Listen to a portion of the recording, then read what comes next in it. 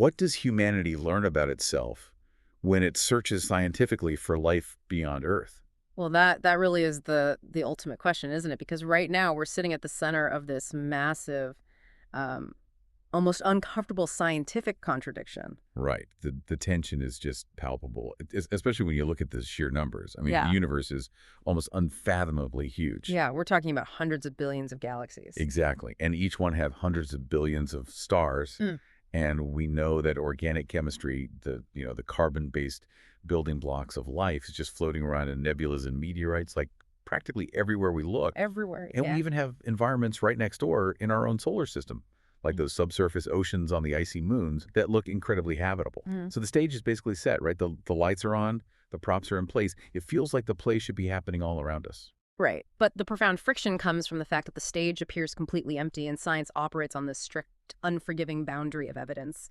So despite all that vast cosmic potential, the reality today is that no extraterrestrial organism, no fossilized microbe, no interstellar visitor, and absolutely no technological signal has ever been confirmed. No. Yeah, we have all the ingredients, but the universe is just definitely silent. And today, we're going to dive into that silence to find out what it means. We're going to trace the clues from the very atoms in our own bodies out into the cosmos to see what our planetary neighbors, Venus and Mars, can actually teach us about habitability. And we'll decode the signals we're searching for, separating the biological from the technological, and figure out what sending our own messages into the void actually means for the ethics of exploration, the fantasy of terraforming the strict rules of planetary protection, and finally the ultimate realization that this search changes how we view the only world we know for sure has life, which is our own. So to guide this exploration, we are drawing from a really foundational text in astrobiology, which is the astronomer Carl Sagan's 1973 book, The Cosmic Connection and Extraterrestrial Perspective. Yeah, such a classic. It is. Sagan was a brilliant writer who really pioneered the scientific rigor of this search long before we had found a single planet outside our solar system. And just to establish our boundaries right at the top, this is an independent COSMORA HQ book overview, so this is not an official or complete audiobook. And we highly encourage all our listeners to obtain the published work through lawful sources to get the full original context. Absolutely. And, Sagan had this incredible ability to make you feel the weight of the universe. Like in 1973, he laid out this wonder-filled argument about the unity of matter. Right. He poetically framed humanity as a transitional species. He wanted us to understand that our biological and cultural inheritance isn't just an earthly phenomenon. Yeah. Right? It's deeply physically tied to the cosmos. Completely intertwined. Yeah. So if you're listening to this on your commute right now, just look down at your hands on the steering wheel.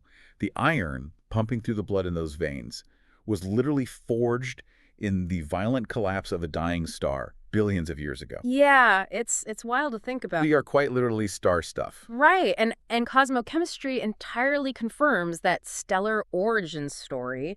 It is established theory that the heavy elements required for biology are assembled through these massive cosmic processes, nuclear fusion and star cores and explosive supernova events, so that chemical continuity connects our planetary history directly to stellar evolution. Okay, but here's where I have to push back a little on the romanticism of that. Right? Because if all those chemical elements in our bodies were forged in dying stars, aren't we basically just walking, talking cosmic compost? Wow. And if that recipe is scattered everywhere across the galaxy, Right. doesn't that shared chemical inheritance imply that the universe is basically baking the same biological cake on every single rock it can? Okay, I see what you're saying, but that shared material origin expands the possibility of life we have to separate having the right ingredients in your kitchen from observing a fully baked cake sitting on your counter. Oh, I like that. Right? A shared chemical foundation does not prove biology is a common outcome. I mean, the ingredients are everywhere, but chemistry is not biology.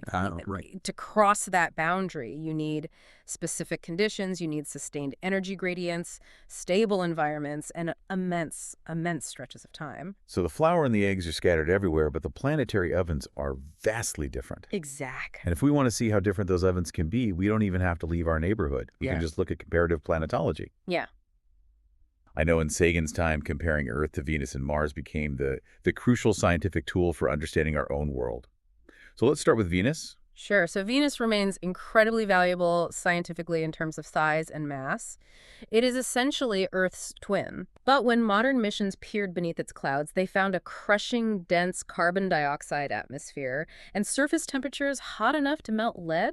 Melt lead just casually on the surface. Literally melt lead. Yeah, it demonstrates the sheer extremes of atmospheric evolution. Venus is the ultimate case study of a runaway greenhouse effect. And how does that runaway effect actually work mechanistically? Well, essentially, surface heat forces water vapor into the atmosphere, and Yeah. since water vapor is a greenhouse gas, it traps even more heat, which forces more water vapor up, Mhm. creating this devastating feedback loop until the oceans literally boil away. Yeah, I see this point weaponized a lot, though.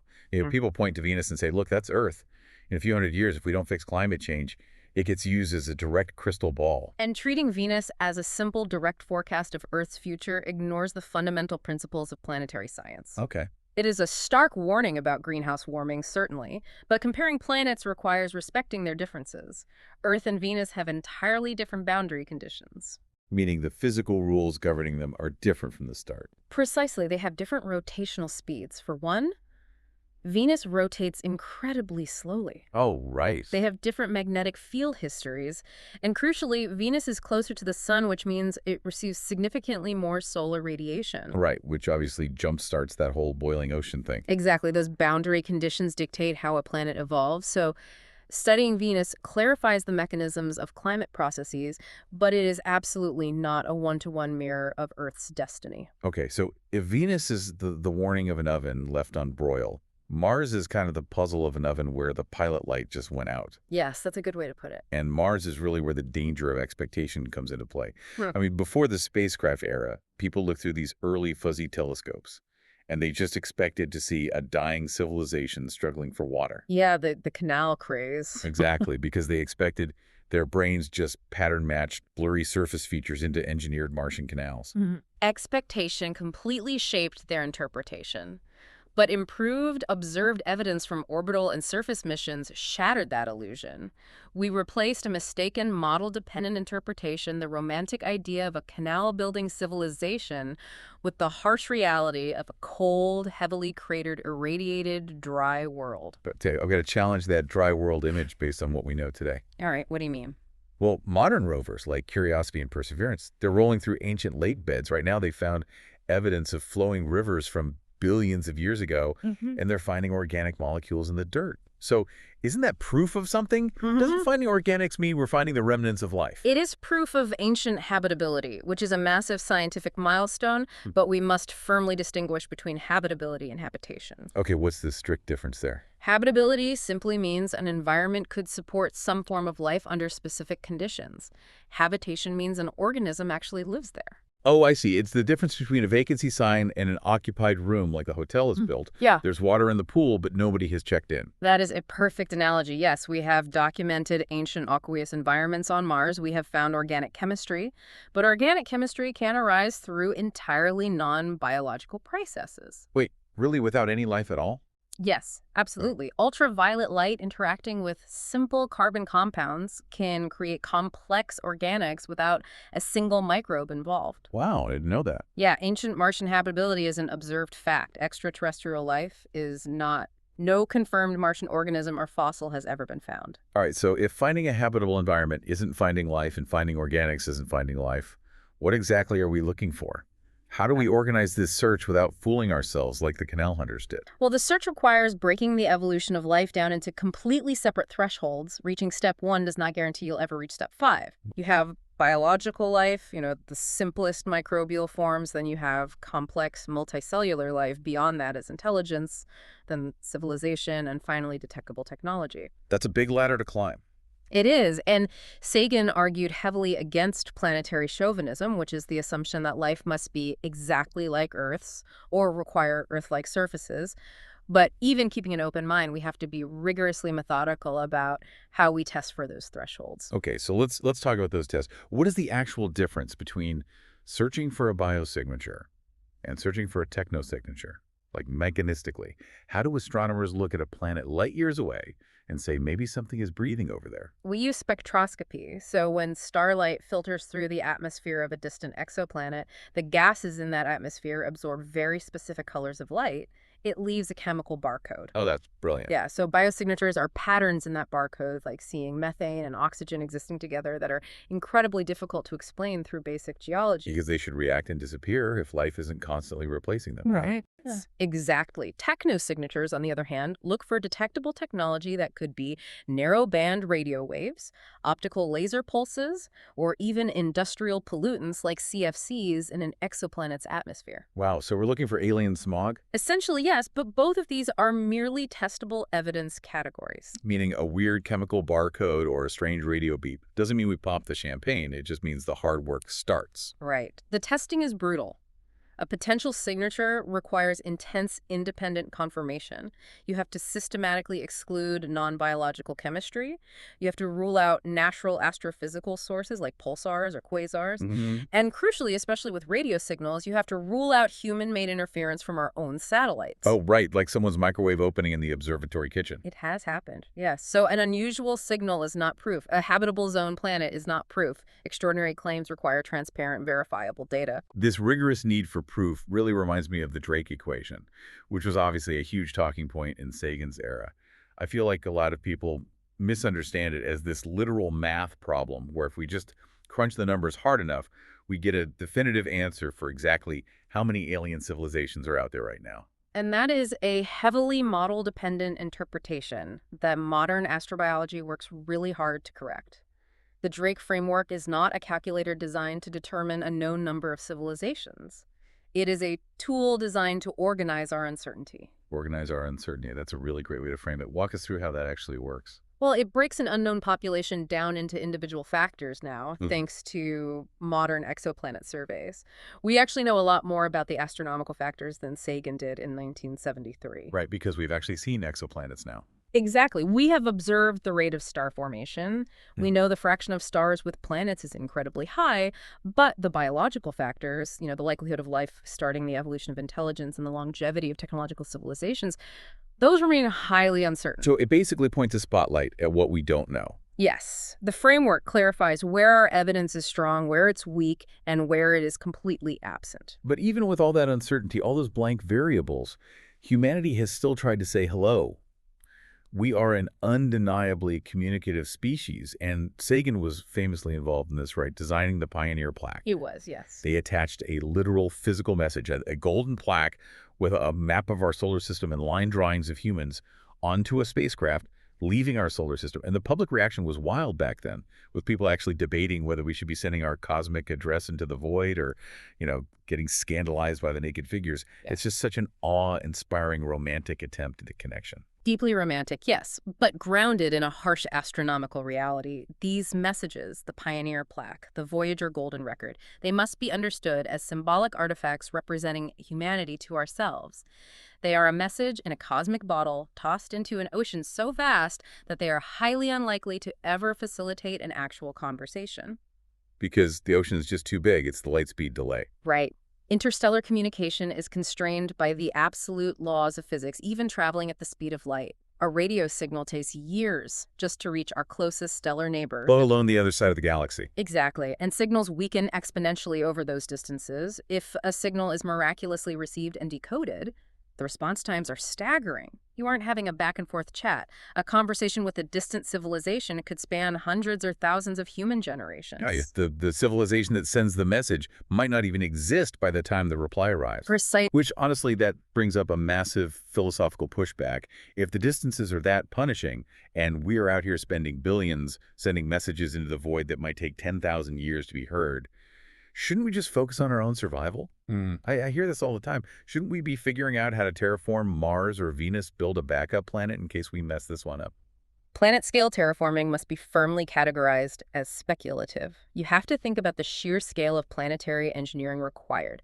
We are currently struggling to stabilize the carbon cycle on a planet we are already perfectly evolved for. Right, we can't even get Earth, right? Exactly. So trying to jumpstart an atmosphere, engineer a magnetic field, or fundamentally alter the climate of a dead world is vastly beyond present human capability. Framing terraforming as a near-term solution to Earth's ecological problems is scientifically dangerous hubris. And beyond the engineering, there's the ethical dilemma, right? If we start changing another world, who gets to decide what it becomes? If Mars has its own microbial life hiding deep underground, do we have the right to overwrite their biology with ours just to build a second Earth? And modern space exploration is bound by a serious ethical framework. To address exactly that, we have to balance the incredible scientific and public value of these missions, the open data sets, the education, the engineering breakthroughs against the costs, the need for peaceful cooperation and ensuring fair access. Right. And at the center of those ethics is the absolute necessity of planetary protection. Planetary protection, it sounds like we're arming space lasers to fight off invaders, but mechanistically it's about clean rooms and bleach, isn't it? It's about microbes. It is. Planetary protection involves rigorous international protocols to prevent forward and backward biological contamination. Okay, so forward meaning us contaminating them, and backward meaning them contaminating us. Exactly. When we send a rover to Mars, engineers spend years painstakingly sterilizing it in clean rooms. They bake components at incredibly high temperatures to kill off spores. Oh, wow. That prevents forward contamination. We don't want to accidentally seed Mars with hitchhiking Earth bacteria, discover it 5 years later, and falsely claim we found alien life. That would be embarrassing. It would ruin the science. Backward contamination works the other way. If we ever bring soil samples back from Mars or water from the moon, Europa, we have to ensure nothing hazardous enters Earth biosphere. The protocols reduce the risk, but they cannot guarantee perfect sterility, which is why the margins for error are so incredibly tight. So we've gone from the core of dying stars to the ancient riverbeds of Mars and out to the silent void where our radio signals just fade into nothing. We're looking outward, scanning the chemical barcodes of exoplanet atmospheres, sterilizing our rovers to protect worlds we've never touched, and organizing our uncertainty. But all of this reaching outward ultimately holds up a mirror to our own planet. Searching for life elsewhere does not devalue our home. If anything, realizing how exact the boundary conditions need to be just highlights how rare and fragile this whole setup is. That's exactly it. The search beyond Earth must ultimately strengthen, not weaken, our responsibility for Earth's climate, its ecosystems, and our civilization. When we look at the cosmic continuity of matter and we analyze the harsh, unforgiving environments of Venus and Mars, we are reminded of an unavoidable fact. Earth remains the reference world. It is the only confirmed living planet in the cosmos. It's a perspective of disciplined hope. That's how I'd summarize the modern legacy of Sagan's vision. The search is scientifically plausible. Our tools, like the new orbital telescopes analyzing those chemical barcodes, are increasingly capable, but the detection remains completely unconfirmed. Extraordinary claims still require transparent, verifiable data. We haven't found anything yet, but we are finally learning how to look. And the pursuit of that knowledge is profound. If you enjoyed this deep dive into the scientific realities of the cosmic connection, we invite you to subscribe to the show, drop a comment with your thoughts on how humanity fits into this vast universe, and please share this audio with a fellow learner. If life is discovered beyond Earth, what should humanity learn before deciding how to respond?